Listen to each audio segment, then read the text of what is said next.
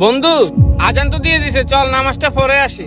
না রে বন্ধু, তুই যা, আমার কাঠটা অনেক ভারী ভারী লাগতেছে, আমি যাবো না। আচ্ছা ঠিক আছে। বন্ধু দাঁড়া, কই যাস? আসরের নামাজের আজান তো দিয়ে দিছে, চল নামাজটা পড়ে আসি। না রে বন্ধু, তুই যা, আজকেও আমার কাঠটা অনেক ভারী ভারী লাগতেছে। আচ্ছা ঠিক আছে। আমার বন্ধুর কি হয়েছে?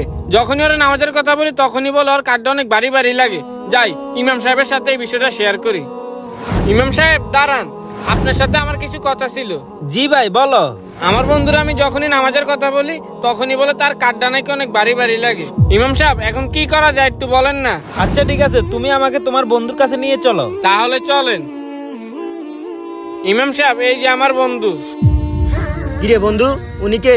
আমি কে সেটা একটু পরে বলতেছি, আগে বলো তোমার কাঠটা কেন ভারী ভারী লাগে। ইমাম সাহেব, যখনই নামাজের সময় তখনই আমার কাঠটা কেন জানি ভারী ভারী লাগে, এটাই আমি বুঝতে পারি না। আমি বুঝতে পেরেছি তোমার সমস্যাটা। এই নাও, এটা তোমার সাথে রাখো, আর যখনই নামাজের সময় হবে তখনই নামাজটা পড়ে নিও। চলো। না না, তুই নামাজ পড়িস না, তোর নামাজ পড়ার কোনো দরকার নেই। আরে বেটা, নামাজ পড়ে কি হবে? আমি তোর সাথে আছি। আরে শুন, তুই নামাজ পড়িস না, তুই মোবাইল টিপ, আমি তোর সাথেই আছি, আমি তোর শরীরে টিপে দেবো। এই বস, তুই নামাজ পড়িস না, পড়িস না, শোন, তুই আমার কথা শোন। না না, তুই নামাজ পড়িস না। তো বন্ধুরা, এই ভিডিওতে 20,000 লাইক হবে তো? আর যদি ভিডিওটা ভালো লাগে অবশ্যই আমাদের চ্যানেলটা সাবস্ক্রাইব করে রেখো।